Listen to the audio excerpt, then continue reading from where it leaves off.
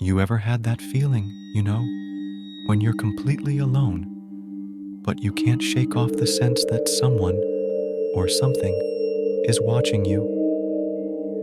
Well, I thought it was all in my head until that night in the old Marlowe house.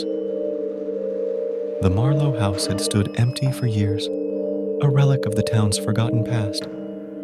People said it was haunted, but I never believed in ghosts. So, when I got the chance to buy it for a steal, I didn't hesitate. The first few nights were uneventful, but then I started hearing things. It began with faint whispers in the middle of the night, just as I was about to drift off to sleep.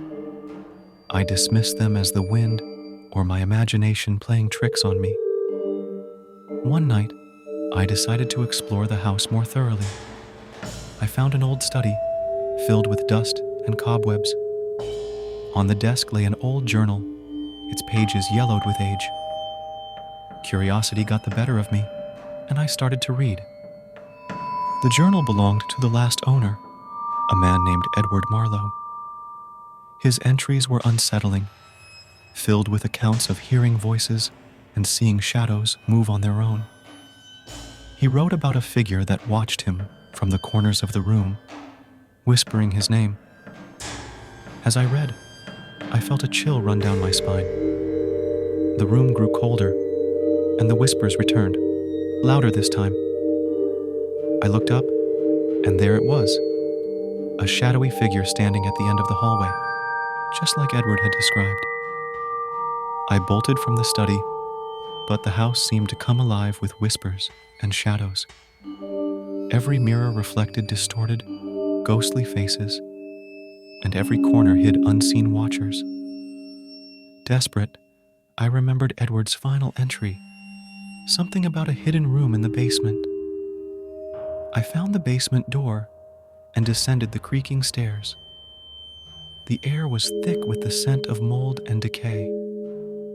At the bottom, I found a bricked-up wall with strange symbols etched into the bricks. The whispers were deafening now, urging me to break through. Behind the wall, I found a hidden room, and in the center, a dusty old chest. Trembling, I opened it to find nothing but an old photograph of Edward Marlowe, staring back at me with hollow eyes. The whispers stopped, replaced by a chilling silence. That's when I realized the truth. The house wasn't haunted by ghosts of the dead. It was possessed by the memories of the living.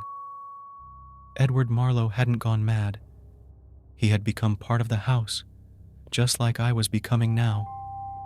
The shadows, the whispers, they were us, the lost souls of the Marlowe house. So, if you ever hear whispers in the night or see shadows moving where they shouldn't be, remember this story. And if you find yourself near the old Marlowe house, just keep walking. Some mysteries are better left unsolved.